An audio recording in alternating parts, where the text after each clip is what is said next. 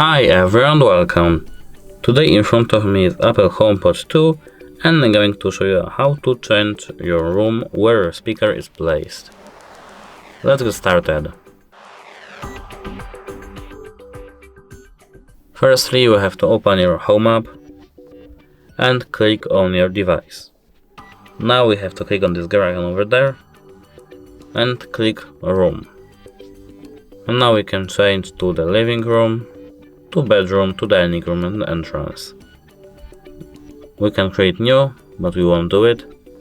And now we have to click there. Now we can restart our app. And that's it. Like and subscribe for more videos and hope it helps you. Goodbye.